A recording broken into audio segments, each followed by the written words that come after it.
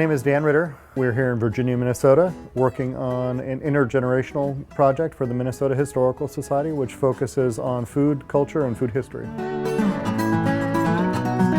This is a history project where my students are actually learning at the knees of their elders. The kids are studying the food of the past and traditional food gathering methods and preservation of food, and then following it through to modern times with more modern packaging of foods. The project has gone very well. The senior volunteers have really come to us with a wealth of experience, and they've had a real desire to share that information with the kids. Yeah, I think this would be very interesting because these children don't know about our heritage and the process that we went through to get food out of gardens and canning, and it was a whole different type of lifestyle than what they have now. We talked about the difference in between how they got their food and what it was like back then. And it was really, really rare to even get an orange or an apple to just eat. That was like a treat for the week for them, Nowadays, kid will go get a cupcake or a cake or something. Last week was a pretty interesting experience. We had a native elder from the Net Lake Reservation come and do a demonstration. She made fried bread and just kind of talked a little bit about her cultural experience and the role of preservation in her childhood, and then talked a little bit about the modern day food experience on the reservation. She just had dough that she'd take out of the pan, just kind of stretch it and put it in the fryer. It was really good. It tasted really good, and we had syrup to dunk it in. I think what you notice right away are the kids that are hard to engage, all of a sudden are engaged in the learning. Putting generations together it's a little harder than it sounds, because a lot of times in families, maybe the kids don't want to hear the stories.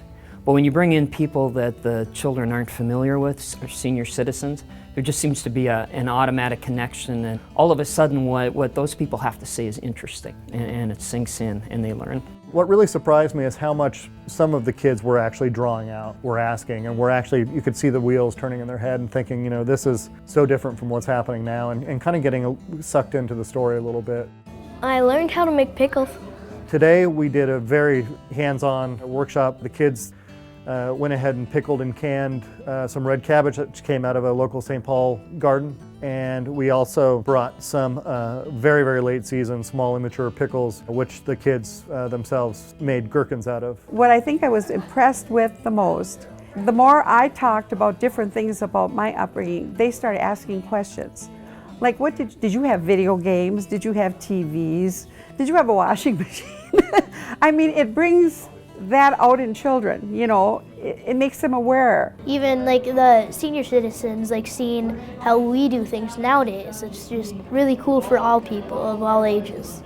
I think the topic is interesting, and it really interests the kids, being food, but it's the whole idea of learning history when you're not having to sit at a desk and open a book. They're here with people from the community and people that have their experiences that they're willing to share, and it's a great vehicle. It's fun to sit back and watch that interaction take place.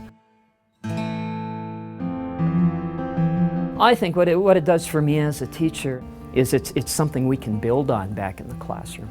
As we're studying our local history of the Iron Range and the Virginia area, we can call back to what we did here. Whether it's something about foods or something about growing up on a farm, or what town life might have been like, 60 years ago. It gives the kids a base that we can draw from.